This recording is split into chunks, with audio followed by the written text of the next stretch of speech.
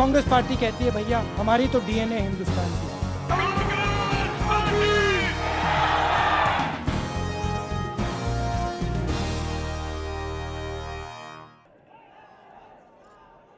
सत्यदेव कटारे जी, रमेश्वर निखरा जी, गजेंद्र राजूखेड़ी जी, उमंग सिंघार जी, Balmukund Gautam ji, Surendra Baghel ji, Congress party के हमारे सब कार्यकर्ता, भाइयों और बहनों, प्रेस के हमारे मित्रों, गर्मी में यहां आप दूर दूर से आए, इसके लिए बहुत बहुत धन्यवाद। आपके सामने अब चुनाव है, दो विचारधाराओं की टक्कर है। एक तरफ कांग्रेस पार्टी की विचारधारा, सबको एक साथ जोड़ने की विचारधारा, गरीबों को प्रगति में शामिल करने की विचारधारा, और दूसरी तरफ आप उसे इंडिया शाइनिंग कहिए, आप उसे गुजरात मॉडल कहिए, गुब्बारा मॉडल, टॉफी मॉडल, जो भी आप कहना चाहते हैं कहिए, मगर उसका एक सीधा मतलब है, दो तीन चुने हुए उद्योगपतियों को विकास का फायदा पहुंचाओ, गरीब को, आदिवासी को, कमजोर लोगों को बड़े बड़े भाषण दो, चुनाव जीतने के बाद कुछ मत करो उनके लिए। ये इनका मॉडल है। अब देखिए, ये जमुना देवी जी की जमीन है, आपकी नेता थी, जमीनी नेता थी, और उन्होंने आपके लिए पूरी जिंदगी दी। पिछले 10 सालों में कांग्रेस पार्टी ने 15 करोड़ लोगों को गरीबी से निकाला है। 15 करोड़ लोगों को, छोटा नंबर नहीं है। कैसे निकाला? अधिकार की राजनीति कर कर। पहले क्या हुआ, क्या किया जाता था? आपके पास प्रोग्राम भेजा जाता था, योजना भेजी जाती थी, मगर आपको कोई अधिकार नहीं दिया जाता था। डीएम, बाकी लोग योजना को चलाते थे, योजना आप तक पहुंचती थी, नहीं पहुंचती थी, कोई फर्क नहीं पड़ता था। हमने इस बात को बदला है, मनरेगा लाए हम। मनरेगा के पीछे गारंटी शब्द लिखा हुआ है। हर व्यक्ति को गारंटी करके, कानून कहता है कि हर व्यक्ति को गारंटी करके 100 दिन का रोजगार मिलेगा, चाहे वो कोई भी हो, कहीं का भी हो। अगर वो हिंदुस्तानी है, गरीब है, उसे रोजगार की जरूरत है, तो 100 दिन का रोजगार हिंदुस्तान की सरकार उसे गारंटी करके देगी, और हमने ये करके दिखाया। गरीबों को फायदा हुआ, पहली बार उन्हें रोजगार मिला, पहली बार उन्हें लगा कि भाई हमारी सरकार हमें भी रोजगार दे रही। भोजन के अधिकार का कानून लाया, हर गरीब व्यक्ति को गारंटी करके पूरे देश में भोजन का अधिकार हमने दिया। 1 रुपए में अनाज। मैं आपसे पूछना चाहता हूं, यहां आपको मिलता है क्या भोजन? इस प्रोग्राम योजना का फायदा मिलता है आपको? ये प्रोग्राम जो है, ये जो योजना है, ये आदिवासियों की, दलितों की जिंदगी को बदल सकता है। हर गरीब व्यक्ति को गारंटी करके बाकी प्रदेशों में 1 रुपया अनाज मिलता है, सबको मिलता है, जो मांगता है उसको मिलता है, चाहे वो बीपीएल हो, एपीएल हो, कुछ फर्क नहीं पड़ता, हर व्यक्ति को मिलता है। पैसा हम भेजते हैं दिल्ली से मध्य प्रदेश सरकार को इस प्रोग्राम के लिए, इस योजना के लिए। अभी मुझे उमंग कह रहा था कि यहां ये लागू ही नहीं किए इन्होंने, आप तक भोजन नहीं पहुंचता है। इनको कोई फर्क नहीं पड़ता, गरीब भूखा सोए, मरे कटे, कुछ फर्क नहीं पड़ता इनको। इनकी राजनीति सिर्फ अमीरों की राजनीति है। इनके नेता यहां आते हैं, कहते भैया कांग्रेस पार्टी ने आदिवासियों के लिए क्या किया। मैं आपको बताता हूं क्या किया। ट्राइबल बिल हमने आपको दिया। ट्राइबल बिल का मतलब आपको बता देता हूं। आपकी जो जमीन है वो एक बार फिर आपके हाथों में डालने की बात की। और ये पूरे हिंदुस्तान में लागू है। आप नेता से पूछिए मध्य प्रदेश में आपको जमीन क्यों नहीं मिल रही है, आपको पट्टा क्यों नहीं मिल रहा है, आप जाकर उनसे पूछिए, बताएंगे। गुजरात शाइनिंग की बात करते हैं, गुजरात चमक गया की बात करते हैं। यहां जो आदिवासियों की जमीन है, जो आपका हक है, जो हिंदुस्तान की सरकार ने आपको दिया है, वो आपको दिलवाते नहीं। आपकी जो जमीन है, आपका जो धन है, एक दो उद्योगपतियों को उठा के दे देते हैं। माइनिंग की माफिया काम करती है, खनन की माफिया काम करती है और आपकी जमीन को लूटती है, और फिर यहां आके कहते हैं भैया कांग्रेस पार्टी ने आदिवासियों के लिए क्या किया।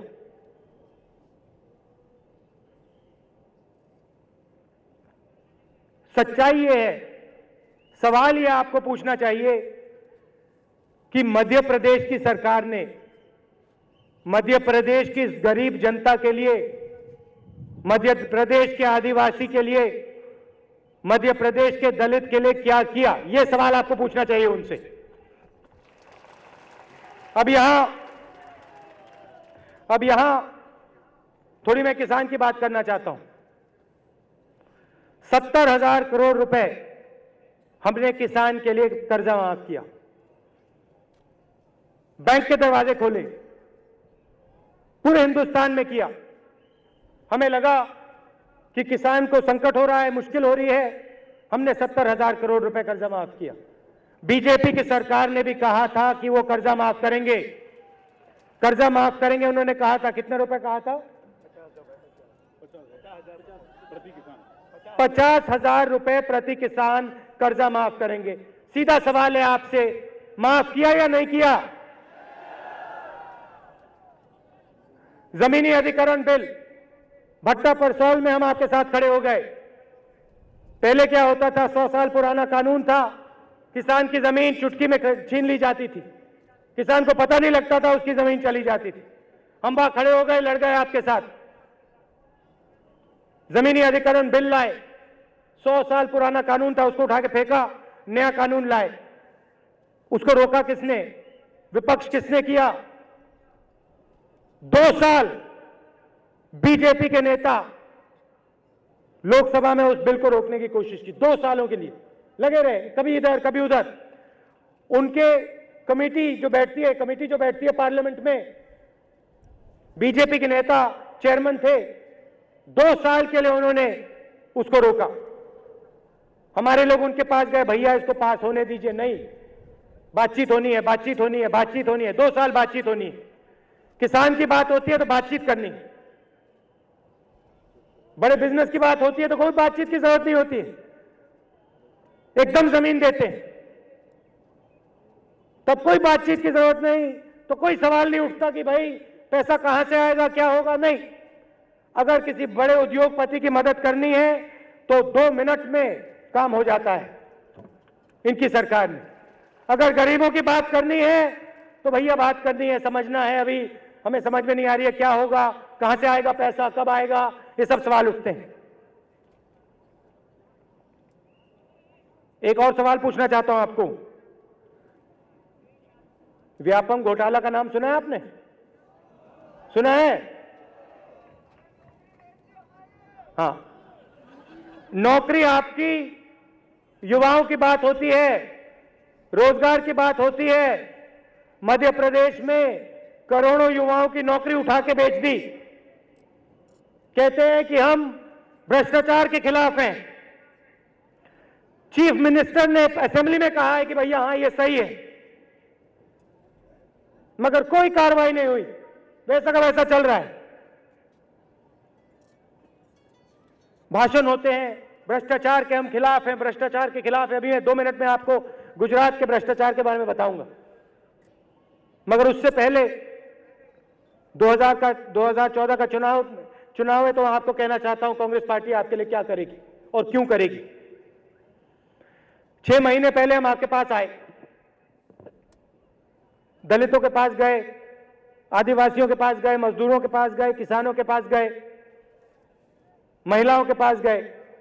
मैंने 30-35 मीटिंग ली, युवाओं ने, हमारी पार्टी में युवाओं ने मीटिंग ली, अलग अलग नेताओं ने मीटिंग ली, और हमने आपसे पूछा भैया आप बताइए कांग्रेस पार्टी की सरकार आएगी तो हम क्या करें, आप बताओ। रोजगार योजना दी, भोजन का अधिकार दिया, अब बताओ 2014 में क्या करा जाए। और आपने हमें 3 चीजें कही हैं, और जो 3 चीजें आपने कही हैं उनको हम करके दिखाएंगे आपको। मैं बताता हूं आपने क्या कहा। पहली बात आपने कही कि देखिए, जब अमीर व्यक्ति बीमार होता है तो अस्पताल के दरवाजे जादू से खुल जाते हैं। वो अपना बटुआ निकालता है और जादू से अस्पताल का दरवाजा खटाक से खुल जाता है, जादू से एक लाल कालीन लग जाती है और डॉक्टर कहते हैं भैया बताओ क्या करना है। ऑपरेशन की जरूरत है तो ऑपरेशन होगा, एक्सरे की जरूरत है एक्सरे होगा, एमआरआई की जरूरत है एमआरआई होगी, दवाई की जरूरत है दवाई मिलेगी। आपके जेब में पैसा है, पैसे का जादू चलेगा, जो आपको चाहिए बताओ होगा। आपने कहा कि देखिए गरीब आदमी जाता है अस्पताल में, अस्पताल का दरवाजा ठक से बंद हो जाता है, लाल कालीन छोड़ो, वहां तो हमें कहते हैं तुम यहां से जाओ, आदिवासी हो तो कहते हैं भैया निकलो तुम यहां से, तुम्हारी कोई जरूरत नहीं है, तुम्हें क्या इलाज की जरूरत, तुम कौन हो। आपने कहा कि देखिए किसान 3-4 दिन काम करता है, मजदूर 3-4 दिन काम करता है, बीमार हो जाता है, जो 3-4 दिन में कमाता है एक पट्टी दवाई में वो दे देता है, एक बार फिर गरीबी के अंदर घुस जाता है, धंस जाता है। 3-4 दिन काम करता है, फिर दवाई खरीदता है, पूरी जिंदगी 3 दिन काम 1 दिन दवाई, 3 दिन काम 1 दिन दवाई, उसकी जिंदगी दवाई में चली जाती है। और अगर दवाई से बच गया, अगर दवाई से बच गया तो अगर ऑपरेशन की जरूरत हो गई, बच्चे को ऑपरेशन की जरूरत हो गई, मां को बाप को ऑपरेशन की जरूरत हो गई, तो भैया सिर्फ आप नहीं, गरीब व्यक्ति नहीं, उसके बच्चे भी गरीबी में धंस जाते हैं। तो आपने कहा देखिए एक काम कीजिए, जैसे आपने गारंटी करके रोजगार योजना दी है, आप गारंटी करके हमें इलाज करवाइए, और कोई पैसे नहीं लगने चाहिए, इलाज हो अस्पताल में, ऑपरेशन हो, दवाई मिले तो मुफ्त में मिले, ये हमारा अधिकार होना चाहिए कि भाई गरीब व्यक्ति के लिए अस्पताल का दरवाजा खुले और दवाई मुफ्त में मिले। ये काम आपने कहा है, हम इस काम को करके दिखाएंगे। हर गरीब व्यक्ति को हम दवाई का और अस्पताल का ऑपरेशन का अधिकार देंगे, पहली बात। दूसरी बात आपने कही देखिए, अमीर लोगों के ऊपर, सिर के ऊपर सीमेंट की छत होती है, मजबूत छत होती है, जैसे ये टंकी है ना, ऐसी छत होती है मजबूत, टूटती नहीं है। बारिश आती है टूटती नहीं है, आंधी आती है टूटती नहीं है, ओला गिरता है टूटती नहीं है। आपने कहा कि देखिए हमारी छत ऐसी होती है, जब बारिश आती है कभी हमें इस साइड सोना पड़ता है, कभी उस साइड सोना पड़ता है, आंधी आती है तो ऊपर देखते हैं छत गायब हो जाती है, ओला गिरता है छत टूट जाती है। आप एक काम करो, हर गरीब व्यक्ति के सिर के ऊपर मजबूत छत, एक मजबूत घर आप हर गरीब व्यक्ति को गारंटी करके दे दो। ये इंदिरा आवास आप भेजते हो, आपने हमें कहा, आपने कहा, आदिवासियों ने कहा देखो ये इंदिरा आवास आप भेजते हो, शहर में भेजते हो आवास योजना जो है, कभी 3 आती हैं 4 आती हैं, मगर गांव में बहुत सारे लोगों के पास छत नहीं होती। एक महिला को मिल जाती है, एक परिवार को मिल जाती है, छत मिल जाती है, बाकी को नहीं मिलती। आप ऐसे करो, अगर गांव में 10 लोगों के पास छत नहीं है तो आप 10 इंदिरा आवास भेजो। अगर 50 लोगों के सिर के ऊपर मजबूत छत नहीं है तो आप 50 भेजो। अगर 100 के ऊपर मजबूत छत नहीं है तो आप 100 भेजो। मगर हिंदुस्तान में हर व्यक्ति के सिर के ऊपर एक मजबूत छत होनी चाहिए। और आपने ये कहा है, ये काम भी हम आपको करके दिखाएंगे, गारंटी करके अस्पताल के दरवाजे, मुफ्त में दवाई, और आपके सिर के ऊपर, हर गरीब व्यक्ति के सिर के ऊपर हम छत डालेंगे, मजबूत छत, और मजबूत घर देंगे आपको। अब यहां युवा खड़े हैं, मध्य प्रदेश में आपको रोजगार नहीं मिलने वाला है, मैं जानता हूं। यहां है कोई युवा जिसको रोजगार मिला है? नहीं। आपके आते हैं नेता, चीफ मिनिस्टर आते हैं, चुनाव से पहले कहते हैं भैया रोजगार मिलेगा, रोजगार मिलेगा, सब लोग खुश होंगे, और फिर चुनाव के बाद कोई रोजगार नहीं। 25 लाख का हम लोन देंगे बिना गारंटी के, उमंग जी बता रहे हैं। बीजेपी के लोगों ने कहा 25 का हम लोन देंगे। लोन मिला? मिला किसी को? एक को नहीं मिला। तो अब आप अपनी घड़ी पहनते हो, कोई जूता पहनता है, घड़ी पहनता है, टी शर्ट पहनते हो, उसके पीछे लिखा होता है मेड इन चाइना। आपने देखा होगा, देखा है? मेड इन चाइना देखा है? हम चाहते हैं कि एक ऐसा दिन आए कि जब आप अपनी घड़ी देखो, अपना जूता देखो, अपनी टी शर्ट देखो, पैंट देखो, उसके पीछे लिखा हो made in Dhar, made in Madhya Pradesh, made in India. और मैं आपको बता देता हूं, मैं आपको ये सीधा बता देता हूं, 15 करोड़ लोगों को कांग्रेस पार्टी ने गरीबी रेखा से निकाला है। ठीक है? ये जो बीजेपी के लोग हैं, घड़ी पे, टी शर्ट पे, पैंट पे मेड इन इंडिया लिखवाना इनकी बस की बात नहीं, ये कर नहीं सकते इस काम को। ये कोशिश भी कर ले, इनकी बस की नहीं है। अब हमने क्या किया, दिल्ली से लेकर मुंबई, मुंबई से लेकर बेंगलोर, बेंगलोर से लेकर चेन्नई, दिल्ली से लेकर कलकत्ता, हमने इंडस्ट्रियल कॉरिडोर तैयार किया है, सड़क तैयार की है, सड़क बिछाई है बड़ी, बिजली पानी का साधन, और रेलवे लाइन, माल ढोने वाली रेलवे लाइन तैयार की है। जापान की सरकार के साथ हमारा कोलैबोरेशन है। काम उस कॉरिडोर पे 5 साल से चल रहा है, बनने वाला है। अब उस कॉरिडोर पे हजारों उद्योग लगेंगे, उनके पास बिजली होगी, पानी होगा, सड़क होगी, रेलवे लाइन होगी, और उन उद्योगों में करोड़ों युवाओं को रोजगार मिलेगा। धार के युवाओं को मिलेगा, मध्य प्रदेश के युवाओं को मिलेगा। और एक दिन आप अपनी टी शर्ट को देखोगे, अपने जूते को देखोगे, और आपको लगेगा भैया इस पे तो मेड इन धार है, मेड इन इंडिया लिखा हुआ है, इसको तो मैंने बनाया, मुझे रोजगार मिला, मैंने ये चीज बनाई, और आज ये चीज सिर्फ हिंदुस्तान में नहीं बिक रही है, बाकी दुनिया में भी बिक रही है, और आपके जेब में पैसा आएगा, फायदा होगा। अब मैंने आपको कहा कि 6 महीने से हम घूम रहे हैं, आपसे पूछा कि भैया क्या करना है, आपने बताया स्वास्थ्य का अधिकार, मुफ्त में दवाई, आपने कहा कि कॉरिडोर का काम करो, रोजगार का काम करो। अब मैं आपको थोड़ा बीजेपी के बारे में बता देता हूं। मोदी जी आते हैं,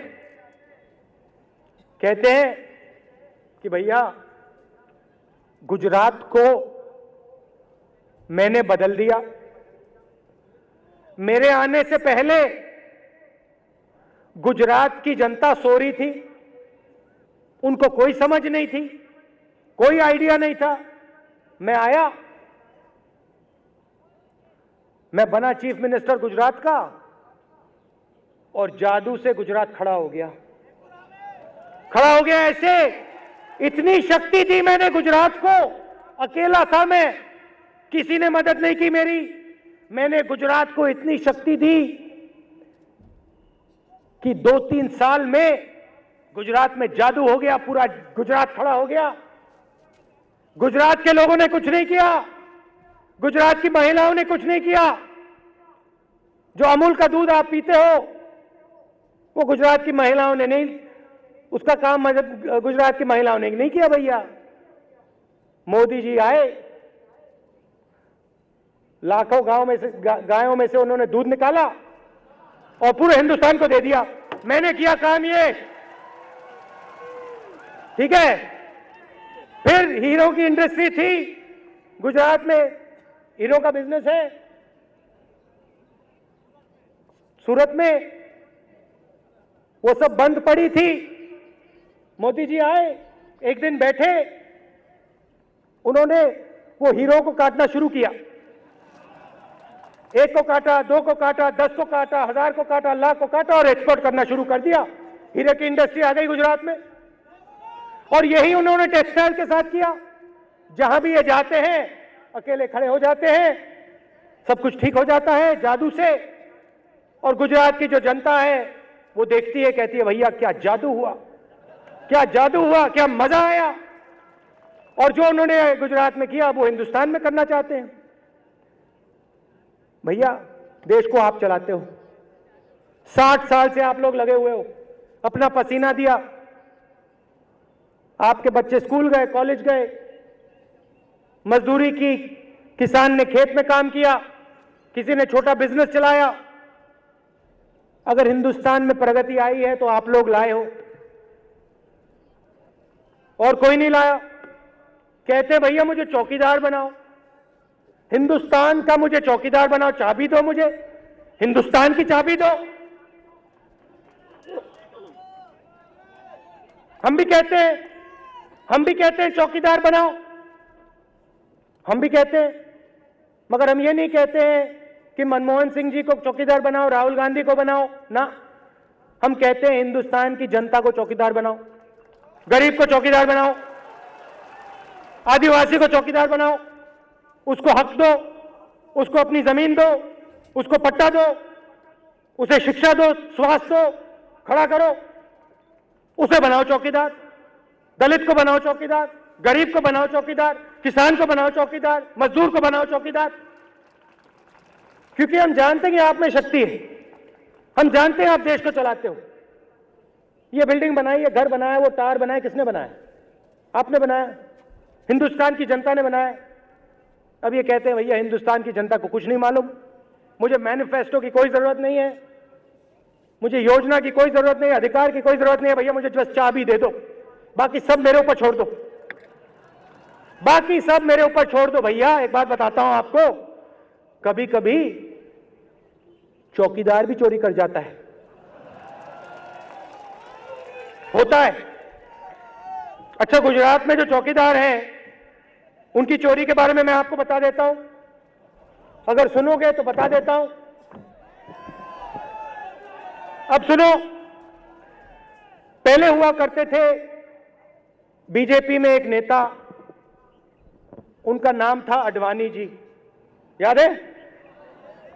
एक नेता हुआ करते थे जसवंत सिंह जी, याद है? अब आप भैया मुझे हंसा दोगे, ऐसे मत करो। अब क्या हुआ? अब देखो, गुजरात की जनता ने कुछ नहीं किया, गुजरात की जनता ने कुछ नहीं किया, गुजरात की महिला ने कुछ नहीं किया, गुजरात के युवा ने कुछ नहीं किया, मोदी जी ने किया, ठीक है, बात मान ली। अब दूसरी कहानी चली है, वाजपेयी जी ने कुछ नहीं किया, अडवाणी जी ने कुछ नहीं किया, जसवंत सिंह जी ने कुछ नहीं किया, सब कुछ एक ही व्यक्ति ने किया, ठीक है। गुजरात में अडवाणी जी को आउट कर दिया है, अडानी जी को इन कर दिया है। एक उद्योगपति को 45,000 एकड़ जमीन, 45,000 एकड़ पता है कितनी होती है? ग्वालियर जितनी जमीन ग्वालियर शहर में है, उतनी जमीन उन्होंने एक उद्योगपति को उठा के दे दी। जब मैंने ये देखा मैंने सोचा भैया कितने के लिए दी होगी? 1 रुपया मीटर। अगर आपको भैया, अगर आपका नाम अडानी है, अगर आपके जेब में एक टॉफी है, कितने की आती है टॉफी? 1 रुपए की टॉफी होती है। अगर आपके जेब में एक टॉफी है तो आपको 1 मीटर जमीन मिलेगी। अगर आपके जेब में 2 हैं, आप मोदी जी को 2 दीजिए, आपको 2 मीटर मिलेगा। 5 मीटर चाहिए, 5 टॉफी दीजिए। 10 मीटर चाहिए, 10 टॉफी। किसको देना है? आप बताओ। ठीक है, अब सुनो, समुंदर के तट की जमीन जो सबसे महंगी होती है, मुंबई जैसी, जितनी मुंबई में है उतनी 30 करोड़ रुपए के लिए उन्होंने उनको दे दी और कहते हैं Gujarat model. Gujarat model, Gujarat model का मतलब एक दो उद्योगपतियों को पकड़ो, गुजरात के किसान की, आदिवासी की जमीन, गरीब की जमीन उसको दो और प्रदेश को चलाओ। गुजरात को कहो कि तुमने तो कुछ नहीं किया, तुम कौन हो, मैंने सब कुछ किया है। यह है गुजरात मॉडल। भ्रष्टाचार की बात करते हैं, कहते हैं भैया भ्रष्टाचार। गुजरात में आपको लोक आयुक्त नहीं मिलेगा, आरटीआई कमिश्नर नहीं मिलेगा, वहां भैया एक ही चौकीदार है और कोई चौकीदार नहीं गुजरात में। तो ये है इनका काम।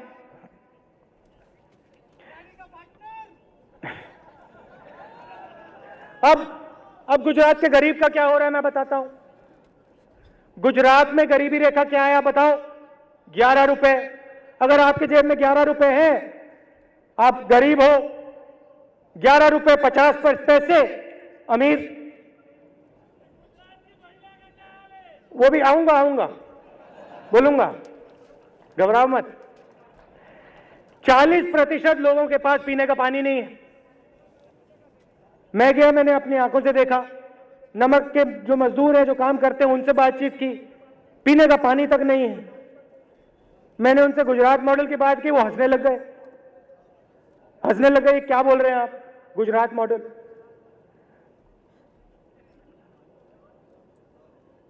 दो में से एक बच्चा भूखा है और एससी और एसटी जो लोग हैं उनको तो वो भूल ही गए हैं, उनका तो मतलब पूछो ही मत। अब आपने महिलाओं की बात उठाई तो उसका ही कह देता हूं मैं। मैनिफेस्टो में हमने लिखा है कि महिलाओं को हम विधानसभा लोकसभा में 33% जगह देंगे, गारंटी करके एमपी एमएलए में 33% हम महिलाओं को लाएंगे। हम महिलाओं की शक्ति को पहचानते हैं। 2000 पुलिस स्टेशन हम महिलाओं को देंगे, सिर्फ महिलाओं के पुलिस स्टेशन, और पुलिस में 25% महिलाओं को हम भर्ती कराना चाहते हैं, क्योंकि हम जानते हैं कि आपको भी लगना चाहिए पुलिस हमारी है। करोड़ों महिलाओं को हमने समूह के माध्यम से पैसा दिया, छोटे छोटे बिजनेस शुरू किए उन्होंने, गाय पाली, भैंस पाली। ठीक है, दिल्ली में मैं जा रहा था, गाड़ी में जा रहा था, मुझे दिखाई दिया बीजेपी का पोस्टर, महिलाओं को शक्ति देंगे।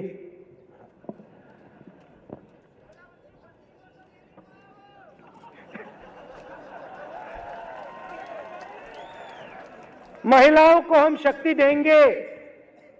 तो मैं गया कर्नाटक, मेरी मीटिंग हो रही थी, इलेक्शन का समय है। उधर मुझे बताया गया कि बीजेपी के जो लोग हैं, कार्यकर्ता हैं, उन्होंने महिलाओं की पिटाई की। भैया यहां बताओ कितनी महिलाएं गायब हैं यहां पे? कितनी? यहां पे 30,000 महिलाएं गायब हैं, किसी को मालूम नहीं कहां चली गई। ठीक है, और गुजरात में आप जानते हो, गुजरात में चीफ मिनिस्टर जो हैं, पूरी प्रदेश की शक्ति, पुलिस की शक्ति महिला के फोन को टैप करने में लगाते हैं कि भैया ये क्या कह रही है। पुलिस को एक महिला के पीछे दौड़ाते हैं और फिर कहते हैं महिलाओं को हम शक्ति देंगे। मैं बोलता हूं, आप देखिए, हिंदुस्तान की जो महिला है वो हिंदुस्तान को चलाती है, उसको शक्ति देने की कोई जरूरत नहीं है, उसमें खूब शक्ति है। आप एक काम करिए, शक्ति की बात मत करिए, आप सिर्फ उनको थोड़ी सी इज्जत दे दीजिए। शक्ति की कोई कमी नहीं है, ये देश को बदलती हैं, ये देश को आगे बढ़ाती हैं, शक्ति इनके पास है, बस थोड़ी सी इज्जत दे दीजिए। इज्जत के बिना शक्ति देने की बात उठाई नहीं जा सकती। घोषणा पत्र भैया हमारा उठा के उस पे कमल का फूल डाल छाप दिया, हमारा ले गए उठा के। हमने स्वास्थ्य अधिकार की बात की, वो ले गए। हमने मैन्युफैक्चरिंग कॉरिडोर की बात की, वो ले गए। उससे भी अच्छा बताता हूं आपको भैया, सेना के लोग आए हमारे पास, कहते हैं भैया 1 रैंक 1 पेंशन दिलाओ, हर सिपाही को 1 रैंक 1 पेंशन होना चाहिए। हम गए प्रधानमंत्री के पास, हमने कहा भैया सेना के लोग कह रहे हैं 1 रैंक 1 पेंशन होना चाहिए। उन्होंने कहा 1 मिनट में सही बात है, हम कर देंगे। कर दिया। मैंने उनका मैनिफेस्टो खोला, भैया वो 1 रैंक 1 पेंशन 3 महीने पहले हो गया। हाँ, मैंने वो मैनिफेस्टो खोला, उसमें लिखा है 1 रैंक 1 पेंशन को हम करेंगे। अरे भाई हमने कर डाला, वो काम हो गया, खत्म हो गई बात, आप अपने मैनिफेस्टो में लिख रहे हो। 15 करोड़ लोगों को हमने गरीबी रेखा से निकाला है। अगले 5 साल में क्या करना है मैं आपको बता देता हूं।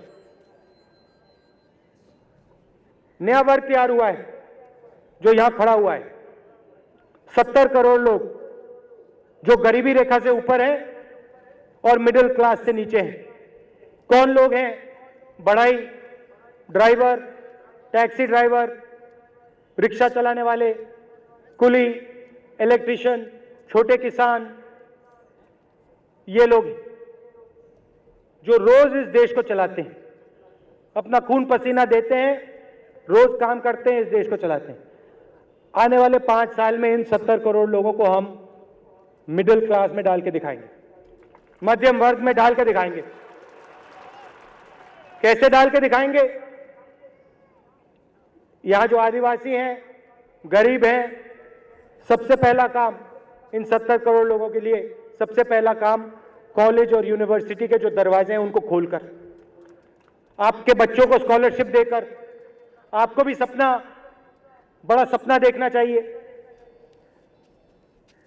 उनकी सोच है, बीजेपी के लोग की सोच है कि जो बढ़ई का बेटा है वो बढ़ई रहे, किसान का बेटा है वो किसान रहे, मजदूर का बेटा है वो मजदूर रहे, बड़े बिजनेसमैन का बेटा है तो वो बड़ा बिजनेसमैन रहे। हमारी सोच है कि किसान का बेटा हो, जो भी वो करना चाहे वो कर पाए। अगर उसे हवाई जहाज उड़ाना है वो हवाई जहाज उड़ाए, अगर उसे बिजनेस चालू करना है वो बिजनेस चालू करे, अगर उसने अंग्रेजी सिखानी है अंग्रेजी सिखाए। ये फर्क है हमारी सोच में, उनकी सोच में।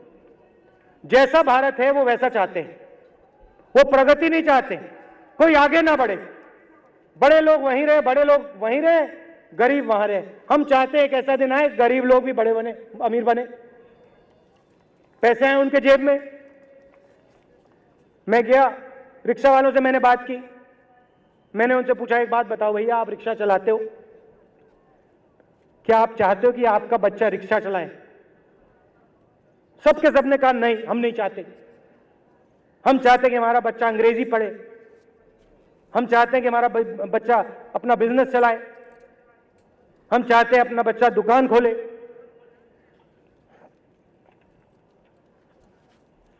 ये फर्क है हम में और उनमें। हम चाहते हैं कि आप लोग बड़े से बड़े सपने देखो और जो आप लोग करना चाहते हो आपको उस चीज को करने की सुविधा मिलनी चाहिए, चाहे कुछ भी हो।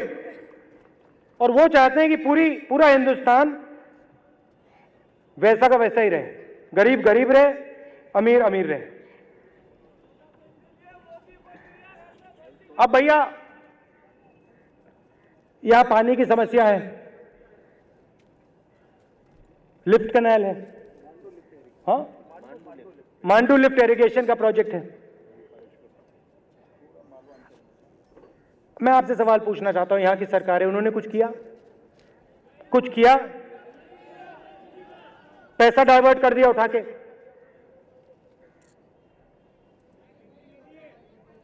पैसा आपका जो देना था वो डाइवर्ट कर दिया। हम, ये आपका काम है, इसको हम करके दिखाएंगे आपको। आखिरी बात, यहां आपके लोकल कैंडिडेट हैं उमंग जी, युवा हैं, आपकी लड़ाई लड़ते हैं, इनको आप भेजिए दिल्ली में। सिर्फ आपकी आवाज नहीं पहुंचेगी, आपको भी फायदा होगा और दिल्ली को भी फायदा होगा। वहां भी ये काम करेगा और हिंदुस्तान की भी मदद होगी। मैं इसको जानता हूं, काम करने वाला लड़का है, इसको आप समर्थन दीजिए, इसको जिताइए, इसको आप जिताइए। और दिल्ली भेजिए। आप दूर दूर से आए, इसके लिए आप सबका बहुत बहुत धन्यवाद। गर्मी का समय है, आपने कष्ट किया, इसका बहुत बहुत धन्यवाद। देखिए, अच्छा एक बात है, एक बात मैं भूल गया, उसके बारे में बोलना है। देखिए, ओला का पैसा, यहां पे ओला गिरा था, ओला का पैसा हमने भेजा, दिल्ली से भेजा, 500 करोड़ रुपए भेजा, मिला किसान को? जो भी हम गरीब के लिए भेजते हैं भैया, जादू से गायब हो जाता है। गेहूं यहां का खराब हो गया भैया, सोसाइटी बंद कर दी, किसान मर जाए कोई फर्क नहीं पड़ता, ओला पड़ गया, गेहूं यहां का खराब है, छोड़ो भैया, मर जाए किसान कोई फर्क नहीं पड़ता, बंद करो, क्या टाइम जाया करना। यह है इनकी सोच। किसान को, मजदूर को पीछे छोड़कर हिंदुस्तान आगे नहीं बढ़ सकता है।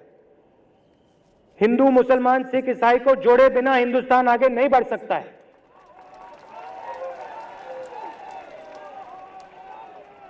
और उनमें और मुझ में एक छोटा सा फर्क है, मैं आपको बता देता हूं।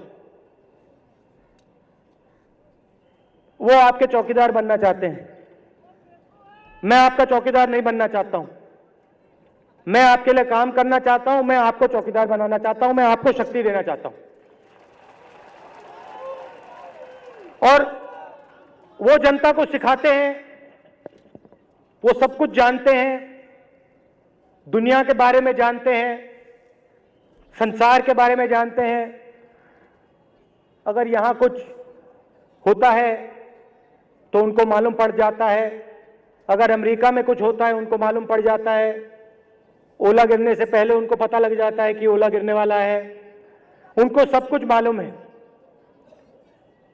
मुझे सब कुछ मालूम नहीं है, मैं आपसे ज्ञान लेता हूं, आप लोग जानते हो, मैं आके आपसे पूछता हूं, आप मुझे बताते हो और मैं काम करता हूं। तो इस ज्ञान के लिए, इस प्यार के लिए आप सबको बहुत बहुत धन्यवाद। आप मेरी शक्ति हो, आप मुझे शक्ति देते हो। एक साथ मिलकर हम इस देश को बदल सकते हैं। आप सबका बहुत बहुत धन्यवाद। जय हिंद।